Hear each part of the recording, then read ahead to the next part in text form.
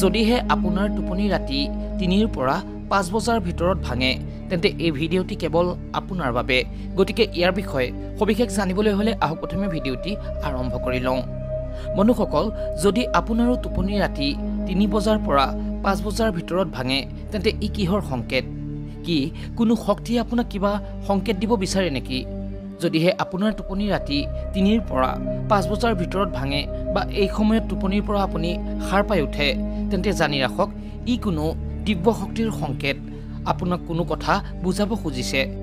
গতিকে প্ৰথমেই জানি লওক এই সময়ক ব্ৰহ্ম মুহূৰ্ত ও অমৃত বেলা বুলি কোৱা হয় এই অমৃত বেলাৰ অৰ্থ হ'ল যি সময়ত পৰমাত্মাৰ দিব্য শক্তিৰ দ্ৰুতগতিত প্ৰবাহিত হয় ইয়াৰ অৰ্থ হ'ল ৩ৰ পৰা ৫ বজাৰ ভিতৰত ভগৱানৰ দিব্য শক্তি বিচৰণ কৰি থাকে এই সময়ছোৱাত চৌদিশে যথেষ্ট পৰিমাণে পজিটিভ শক্তিৰ সঞ্চাৰিত হয় যদিহে এই সময়ত আপুনি ভগৱানৰ নাম জপ কৰে আৰু ভগৱানৰ ধ্যান কৰে তেন্তে তেওঁৰ কৃপা খুব সহজেই প্ৰাপ্তি হয় সেইবাবে সৃষ্টিও বিচাৰে যে আপোনাৰ গুৰুৱেও বিচাৰে যে আপোনাৰ ইষ্ট দেৱতায়ো বিচাৰে যে যি দিব্য শক্তি আছে তেওঁ বিচাৰে যে আপুনি এই সময়ত উঠক আৰু পৰমাত্মাক স্মৰণ কৰক আৰু পৰমাত্মাৰ নাম জপ কৰক যাৰ দ্বাৰা আপোনাৰ ইতিবাচক শক্তি লাভ হ'ব জ্যোতিষ শাস্ত্ৰৰ অনুসাৰে এই সময়ত যেহেতু পজিটিভ এনাৰ্জি যথেষ্ট পৰিমাণে থাকে গতিকে এই সময়ত যদি আপুনি টোপনিৰ পৰা সাৰ পায় তেন্তে বুজি লওক যে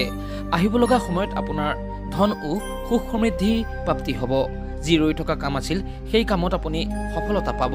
যদিহে আপোনাৰ বা আনৰ যাৰেই নহওক কিয় টোপনি যদি ৰাতি ৩ বজাৰ পৰা ৫ বজাৰ ভিতৰত ভাঙে বা টোপনিৰ পৰা যদি সেই সময়ত আপুনি সাৰ পায় তেন্তে বুজি লওক যে আপোনাৰ মাজত পজিটিভ এনাৰ্জি সমাহিত হৈ আছে গতিকে আপুনি এই সময়ক সৎ প্ৰয়োগ কৰক জ্যোতিষৰ মতে এই সময়ত যদি কোনো ব্যক্তিৰ টোপনি ভাঙে বা টোপনিৰ পৰা সাৰ পায় তেন্তে এওঁলোকৰ ওপৰত দিব্য শক্তিৰ হাত থাকে গতিকে যদি সেই ব্যক্তিয়ে এই সময়ত কোনো কাৰ্যক লৈ প্ৰয়াস কৰে তেন্তে সেই কাৰ্যত অৱশ্যেই সফলতা মিলে গতিকে বন্ধু-বান্ধৱীসকল যদিহে ভিডিঅ'টি আপোনালোকৰ ভাল লাগিলে তেন্তে তলৰ কমেণ্টত শুদ্ধ মনে লিখিবলৈ নাপাহৰিব নিজৰ ইষ্ট দেৱতাৰ নাম